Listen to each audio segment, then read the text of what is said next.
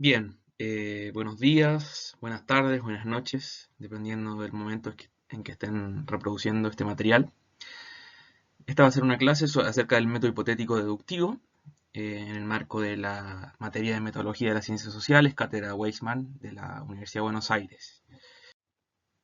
Em, los contenidos de lo que vamos a ver ahora, la segmentación de los contenidos, va a ser en primer lugar, analizaremos un caso histórico, el caso de Semmelweis, eh, y las lecciones que deja para el procedimiento en que se lleva a cabo la investigación científica. En segundo lugar, veremos cómo se vincula este caso con las principales ideas y conceptos vinculados al método hipotético deductivo. Y por último, vincularemos el método hipotético deductivo a lo que es el falibilismo como actitud epistemológica. Entonces partamos por el caso histórico de Ignaz Semmelweis, que se encuentra expresado y desarrollado sobre todo en el capítulo 2 de la filosofía de la ciencia natural de Karl Hempel. Bien, Semmelweis fue un médico que trabajó en el hospital de Viena entre 1944 y 1844 y 1848. Llevó a cabo investigaciones mientras era parte de la dirección de la maternidad del Hospital de Viena. Y la maternidad del Hospital de Viena era precisamente un lugar donde las mujeres, sobre todo pobres en esa época, iban a ser atendidas cuando parían, cuando daban a luz. Y el problema que se le presentó a Semmelweis fue que habían dos divisiones en el hospital de Viena, en la maternidad del Hospital de Viena, la división 1 y la división 2. Y el problema que llamaba la atención en la época era que, por ejemplo, durante estos 6 años, de 1841 a 1846, hubo una diferencia entre el porcentaje de mortandad de las mujeres que eran atendidas en la división 1 respecto a la división 2. Como pueden ver acá los datos, es una diferencia que se mantuvo y fue significativa en los años, aproximadamente en promedio. En la división 1 había un 10% de mortandad y en promedio en la división 2 un 4% de mortandad. Eh, y se atribuía a los síntomas vinculados a esa mortandad. Lo que ocasionaba esa mortandad era lo que en ese tiempo se llamaba la fiebre puerperal, que bueno, era una enfermedad que en ese tiempo le costaba, por lo general, la vida a las mujeres que parían y estaban en algunas de estas divisiones. Pero ocurría que esta mortandad se daba mucho más en la primera división que en la segunda. Entonces estamos frente a un problema, ¿cierto? Un problema, en este caso, práctico, eminentemente práctico y de suma importancia, relacionada con la mortandad de las parturientas que se atendían en la maternidad del Hospital de Viena, pero también un problema de interés científico que se vincula a la pregunta de por qué ocurre esto, por qué ocurre esta diferencia en la mortandad de distintas divisiones. Y la fama que se generó en la primera división eh, llevó a que mujeres imploraran por no ser internadas en esa primera división, buscaran que internarse en la segunda o incluso dar a luz en la calle para evitarlo. Y por supuesto a Semmelweis le llamó la atención eh, que incluso las mujeres que parían en la calle tenían una menor tasa de mortandad que las que parían en la primera división. Eh, la, el conjunto de problemas que define esta problemática es lo que dio inicio a las investigaciones de Semmelweis y que obviamente su pregunta de investigación era por qué existe esta mayor mortandad en la división primera en comparación a la segunda, en comparación incluso a los partos que se daban en la calle. Y acá es como vamos a caracterizar y ver a través de la narración de este proceso cómo el proceso de investigación en el que se embaucó Semmelweis, el que se inició, puede entenderse y verse como un proceso tortuoso, porque duró bastantes años, tuvo que hacer muchas pruebas, entre medio la mortandad se mantuvo, como un proceso de ensayo y error, de intentos de solución a un problema, eliminación de los intentos fallidos, hasta encontrar una respuesta satisfactoria. ¿Ok? Entonces, Semmelweis hizo básicamente esto, y lo que hizo fue ir proponiendo, y aquí entra una palabra fundamental vinculada al título de esta clase, método hipotético deductivo, que es proponer hipótesis y luego testearlas contra la evidencia, ya sea de tipo observacional o evidencia tipo experimental. Gracias a este proceso, lo que hizo fue descartar muchas de estas hipótesis y en cierto momento dio con una que resultó satisfactoria tanto a nivel de científico, como veremos, como a nivel práctico, puesto que condujo a reducir la mortandad de la división 1. Este es el resumen del proceso. Ahora vamos a ver cada una de estas hipótesis y es importante ver la estructura de y los detalles de este proceso. Entonces, ¿cuál fue la primera hipótesis que planteó Semmelweis? Bueno, en ese tiempo se planteaba que la fiebre puerperal era causada por lo que se llamaban cambios atmosféricos cósmicos telúricos, que era una forma bastante rebuscada, si se quiere, de plantear la idea de una epidemia generalizada que afectaba a las mujeres con fiebre puerperal. Esto planteémoslo y veámoslo como una hipótesis. ¿Y qué es una hipótesis? Ya entrando de lleno a los contenidos de lo que queremos ver. Una hipótesis, en este caso, es un intento, una pretendida respuesta al problema, ¿cierto? ¿Cuál es el problema? Bueno, la mayor mortandad en la división 1 que en la división 2, la mayor mortandad en la división 1 respecto a la mortandad en la calle, etc. Un conjunto de problemas que la hipótesis intenta ser una respuesta a primera vista a el problema. ¿Qué es lo que viene a continuación de plantear una hipótesis? Viene el planteamiento de una implicación, ¿cierto? Quiero acá señalar con el láser esto que está acá, que es el símbolo de la implicación material, que sirve para también plantear la idea de que de la hipótesis 1, acá vamos a llamarla H1, de la idea de la epidemia generalizada, de esta explicación deducimos y implicamos una, ¿cierto? Hay una deducción acá. ¿Qué es lo que deducimos e implicamos? Vamos a llamar esto que está acá, M de 1 y M de 2, la mortandad, ¿cierto? En la división 1 y la mortandad en la división 2. ¿Qué es lo que deduce rápidamente Semmelweis y cualquier persona razonable? De que si la hipótesis 1 fuera cierta, de que lo que causa esta mortandad es una epidemia generalizada, esa mortandad no afectaría por igual, afectaría por igual a ambas divisiones. Por lo tanto, lo que estamos expresando acá es esta idea, ¿cierto? Esta proposición de que si fuera cierta la hipótesis 1 de que la causa de la mortandad es una epidemia generalizada, se deduce de esa hipótesis que la mortandad debería ser la misma en ambas divisiones, ¿cierto? Entonces, ¿qué deducimos en este esquema? Esto va a ser la primera premisa de un razonamiento, ¿cierto? Nosotros ya hemos visto los elementos de la lógica proposicional, los elementos de lo que entendemos por razonamientos deductivos, y estamos planteando un modelo del proceso de investigación de Semmelweis, en donde primero existe un problema, ¿cierto? Porque existe esta mayor mortandad, luego se plantea una hipótesis que se espera resolver ese problema.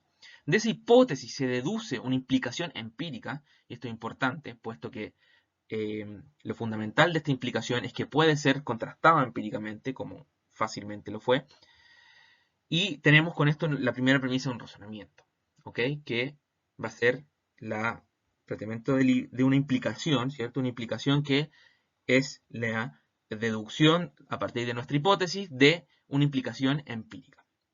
Nuestro segundo paso va a ser la contrastación empírica, ¿cierto? Esta segunda premisa va a ser el hecho de que vamos y miramos, observamos de alguna forma, ya sea por distintos procedimientos, pero aquí hay un proceso empírico, efectivo, de ver si se verifica o se refuta esta implicación empírica. Y como buena implicación empírica, como buen enunciado empírico singular, es un enunciado verificable y refutable. Por lo tanto, nosotros vamos a simbolizar dentro de este modelamiento del proceso que creemos llevó a cabo Semmelweis, vamos a modelizarlo con esta segunda premisa, que en este caso es obvio que justamente se descarta inmediatamente y negamos esta implicación.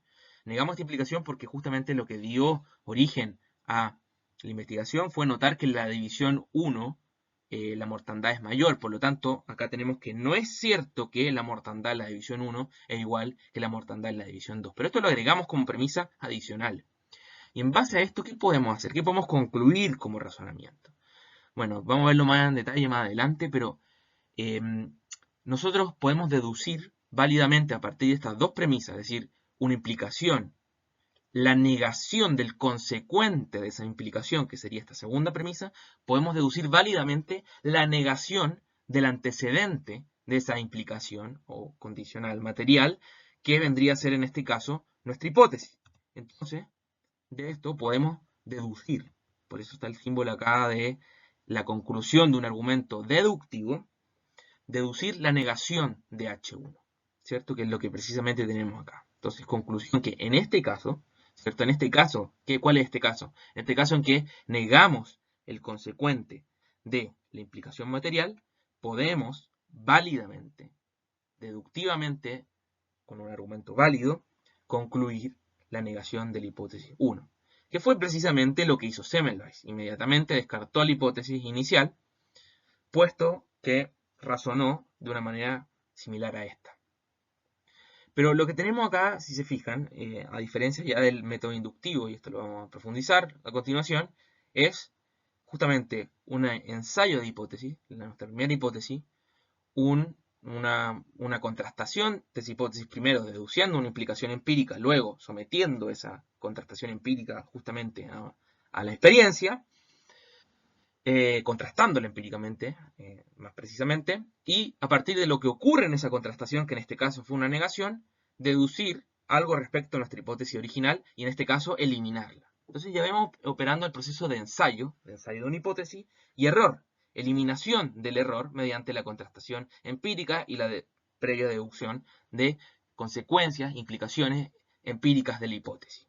Entonces me detuve acá antes de continuar con el caso Semmelweis, porque esta va a ser la estructura de nuclear de lo que vamos a entender por el método hipotético deductivo. ¿Cuál fue la segunda hipótesis que le ocurrió a Semmelweis? Bueno, también extraía del conocimiento médico de su época una hipótesis natural que surgía respecto al origen de ciertas enfermedades infecciosas, como en este caso la fiebre puerperal, era que el hacinamiento, es decir, el aglutinamiento de mucha gente en un espacio reducido, podía ser la causa de esta situación, ¿cierto? Pero aquí tenemos nuevamente operando el proceso de deducción y de implicaciones experimentales y posterior contrastación. ¿Qué tenemos acá? Que supongamos que H minúscula es una función, un índice de hacinamiento, ¿cierto? Que nos dice el hacinamiento, en este caso de la división 1, y acá el hacinamiento de la división 2. Si fuera cierta la hipótesis de que el hacinamiento es lo que ocasiona la mayor mortandad en la división 1 respecto a la división 2, se sigue obviamente una implicación inmediata, implicación empírica, es que la división 1 tendría que estar más hacinada, debería haber mayor aglutinamiento de mujeres parturientas en la división 1 que en la división 2. Quiere ser un símbolo de desigualdad estricta. Lo que se observó inmediatamente es que era falsa esta implicación contrastadora. ¿Por qué? Porque debido al hecho de que la primera división tenía una fama de generar una mayor mortandad en las mujeres, justamente ocurría lo contrario. Había mucho más hacinamiento en la división 2 que en la división 1, porque las mujeres suplicaban para ser internadas en la división 2 y no ir a la infame división 1. Por lo tanto, ¿qué tenemos acá? La negación, precisamente, de la implicación contrastadora que dedujimos inmediatamente de nuestra hipótesis, la hipótesis del hacinamiento. Y nuevamente podemos de esto concluir la negación de la hipótesis mediante un razonamiento deductivamente válido. ¿Cuál fue la tercera hipótesis que se le ocurrió a Semmelweis? Bueno, en la primera división había una característica observable que fue de la que surgió evidentemente esta hipótesis. Y esa característica era que la primera división era atendida en su mayor medida por estudiantes de medicina que hacían su práctica en el Hospital de Viena, como normalmente los estudiantes de medicina hacen práctica. Y en cambio la división 2 era atendida por comadronas, matronas, que eran mujeres que no habían estudiado medicina y que se especializaban y hasta el día de hoy se especializan en el dar a luz, a ayudar a dar a luz a las mujeres. Entonces, una hipótesis que planteó Semmelweis era que los estudiantes trataban de manera más brusca, más violenta a las parturientas en comparación a las matronas. Y, bueno, nuevamente, de esta hipótesis sigue inmediatamente una implicación empírica, que digamos que esto fuera un índice de maltrato, eh, esto fue un índice del maltrato que recibe una mujer, se seguiría que justamente las mujeres en la división 1 son peor tratadas que en la división 2. Pero nuevamente, luego de examinar los procedimientos y también plantear otros tipos de argumentos, se dio cuenta que no era cierto. Al contrario, muchas veces las matronas trataban de manera más brusca a las mujeres que los propios estudiantes.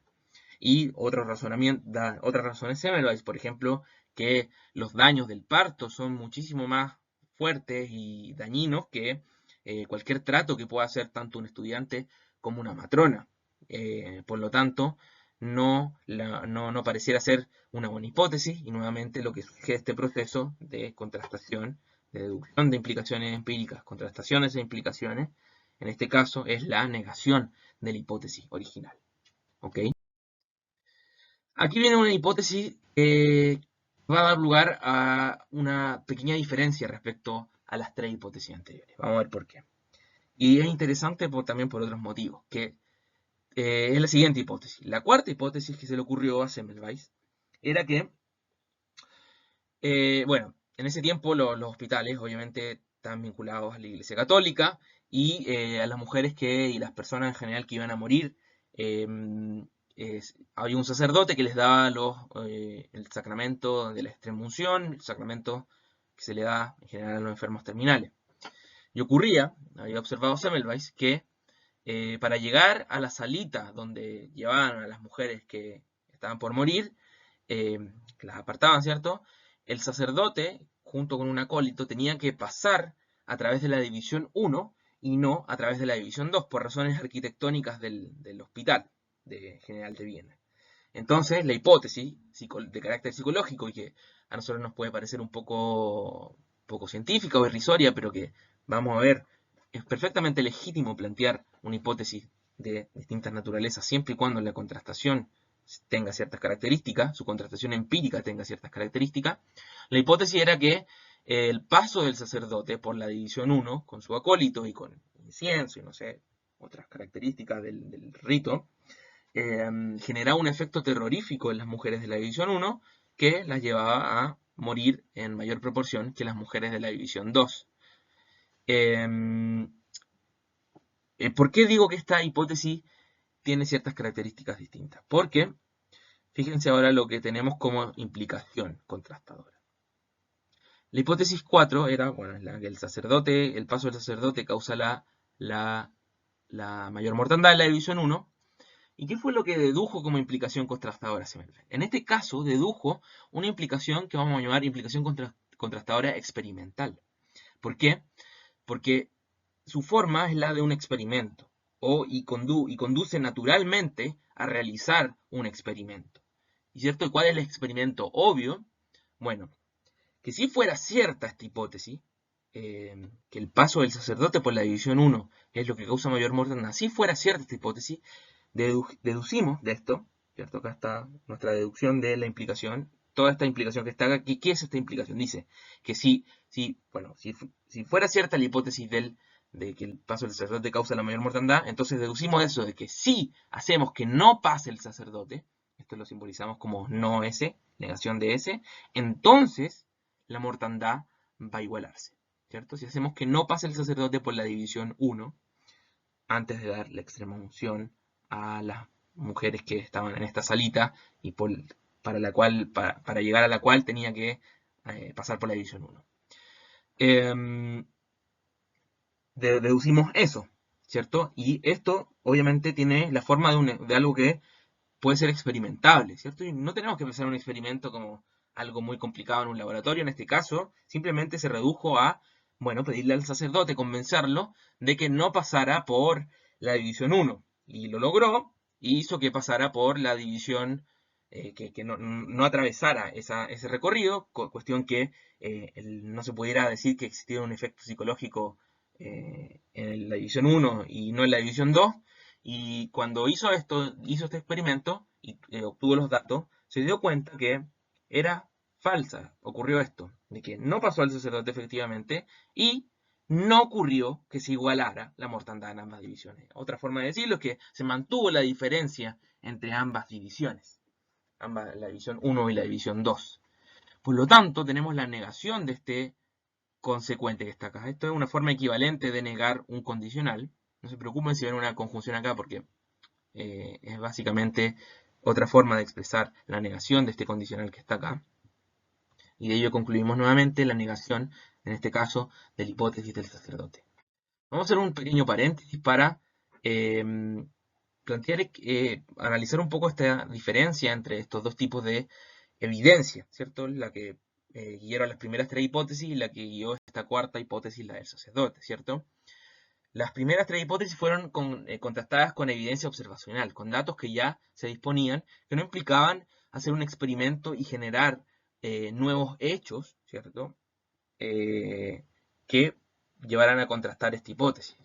Se contrastó con los datos que ya se disponían. En cambio, para la cuarta hipótesis, ¿cierto? La cuarta hipótesis, podemos decir, se elaboró con cierta evidencia observacional. A Semmelweis se le ocurrió la hipótesis viendo que efectivamente, observando que efectivamente el sacerdote pasaba por la división 1 y no pasaba por la división 2. ¿Ok? Pero la evidencia que se utilizó para contrastar la hipótesis fue distinta a la evidencia que inspiró la hipótesis, que le dio origen a la hipótesis. Y esto es muy importante, muy importante dentro del método hipotético deductivo, porque si recuerdan con el inductivismo clásico que vimos, eh, se planteaba a sí mismo el inductivismo como un método de producción, de generación, de originación de hipótesis.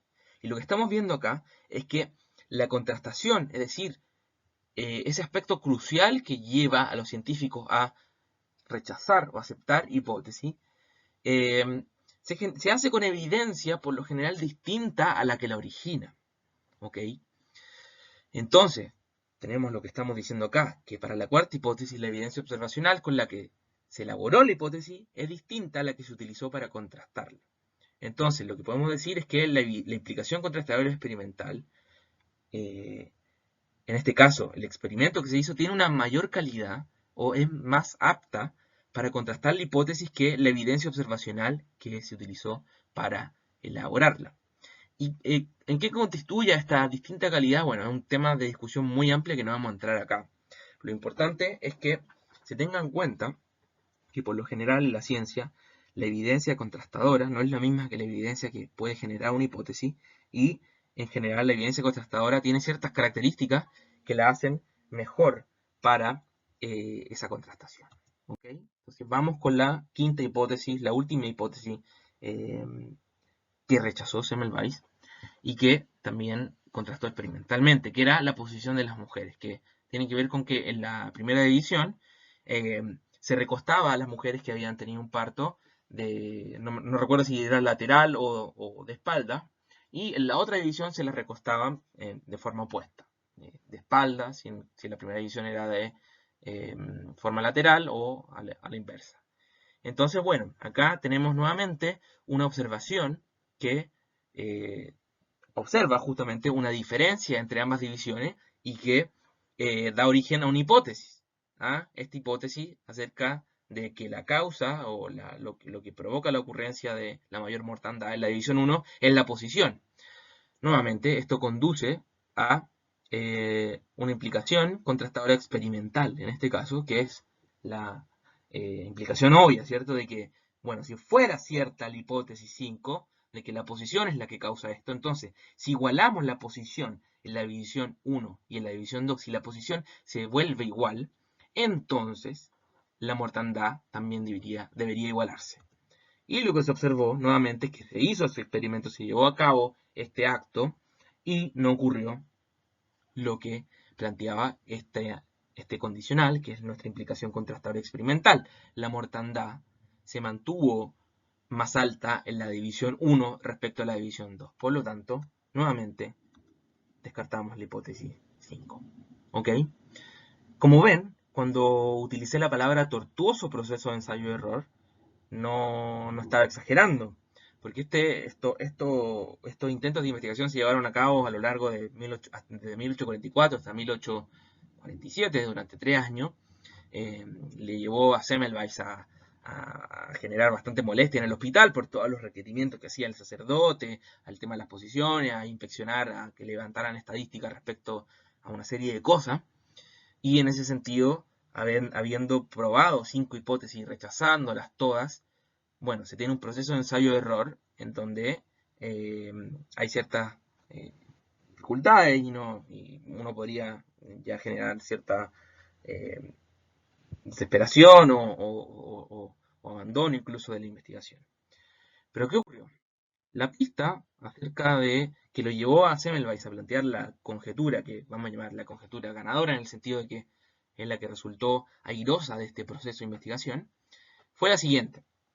Un colega suyo, un médico, que estaba guiando, se llamaba Kolechka, el colega, que estaba guiando una autopsia en una clase con un estudiante, sufrió un corte de un estudiante suyo, ¿cierto? Un estudiante se le escapó el bisturí, le escalpeló y le cortó el brazo mientras estaba haciendo la autopsia. Y lo que ocurrió con Kolechka, su colega, fue que a los pocos días manifestó los mismos síntomas de la fiebre puerperal y murió Kolechka.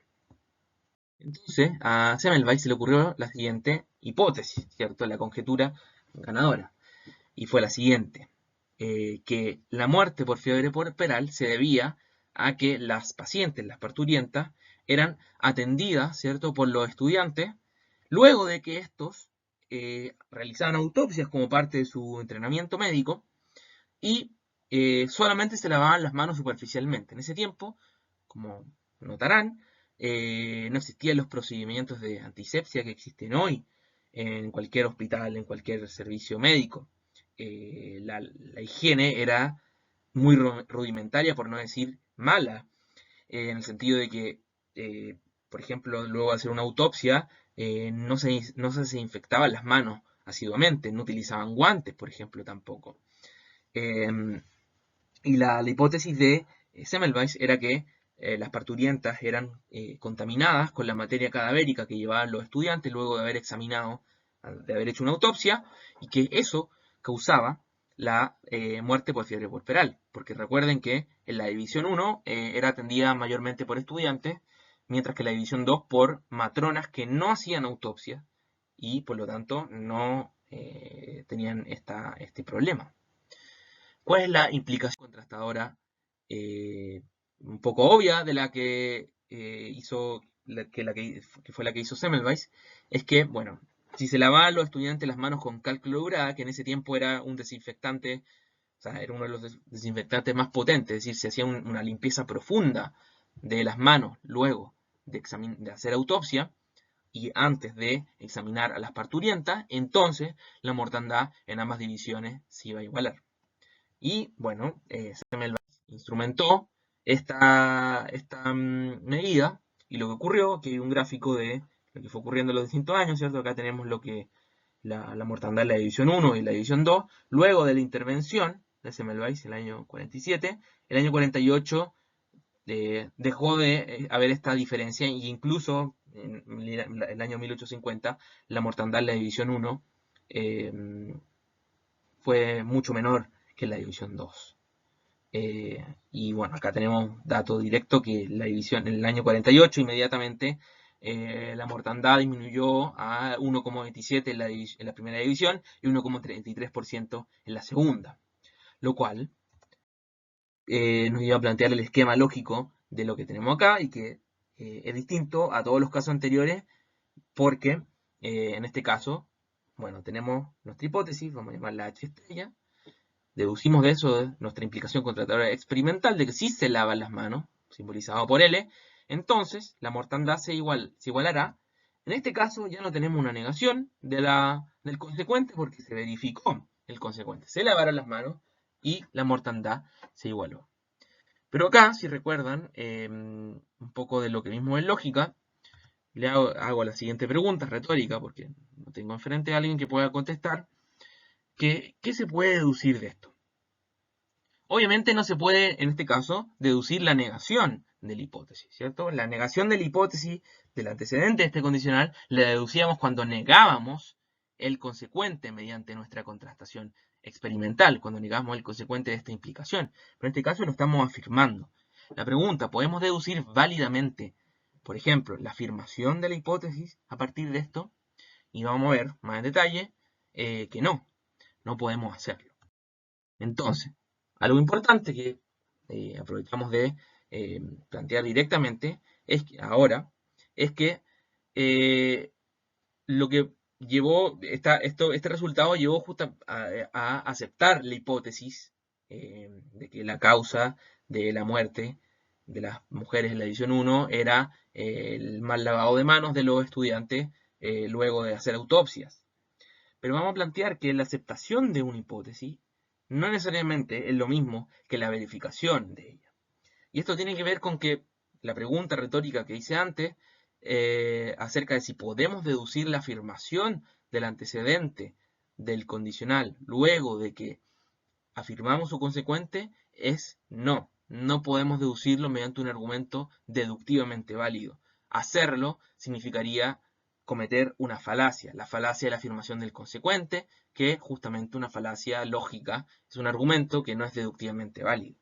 Entonces, ¿con qué nos quedamos? ¿Qué pasa con esto si queremos plantear qué conclusión sacamos respecto a nuestra hipótesis original? Bueno, por eso acá planteo que la aceptación de la hipótesis no la igualemos y no digamos que es lo mismo que la verificación. Podemos, en este caso, aceptar la hipótesis por otros motivos. Porque, bueno, intentamos refutarla, intentamos hacer un experimento que podría haberla refutado y no logramos refutarla. Por otro lado, la hipótesis explica una variedad de hechos relacionados, ¿cierto? No solamente la mayor mortandad de la división 1 respecto a la división 2, sino también la mayor mortandad de la división 1 respecto a las mujeres que paren en la calle, etc. También la mortandad del colega Kolechka, etc. En ese sentido, la hipótesis explica una variedad de hechos interesantes. En tercer lugar, por ejemplo, otra cosa por la que aceptamos la hipótesis es porque utilizamos evidencia experimental para testearla o contrastarla y no observacional, utilizamos evidencia de calidad. Otra razón, una última razón, puede ser que, y esto es importante, es que es la única hipótesis que salió ilesa de un proceso de eliminación de alternativa fallida. Entonces, no solamente que tenemos esta hipótesis que salió ilesa de este proceso de eliminación de intentos de solución, sino que lo tenemos dentro de un contexto en que podemos comparar con 5 hipótesis alternativas que, por los motivos que ya vimos, fueron abandonadas. Entonces, esto es lo que es importante destacar.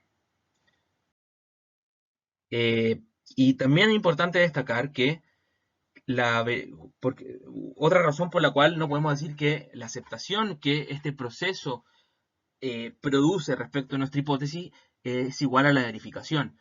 Porque la hipótesis puede haber sido, por ejemplo, limitada. De hecho, Semmelweis luego vio que, por ejemplo, no solamente el trato con material cadavérico causaba fiebre puerperal, sino también con otras materias orgánicas en descomposición, llamada materia pútrida, procedente de organismos vivos, también causaba una gran mortandad por fiebre puerperal en general. Entonces, posteriormente amplió su hipótesis, ya no era solamente la materia cadavérica, sino la materia pútrida procedente de organismos vivos en general. Entonces vemos que esto muestra que la hipótesis, si uno quiere ponerse estricto, la hipótesis original no era verdadera. Es una hipótesis más amplia la que, si se quiere, está más cerca de la verdad o al menos no hemos mostrado que es falsa en comparación a la primera. Entonces, eso remarca aún más la idea de que la aceptación de una hipótesis es distinta de su verificación.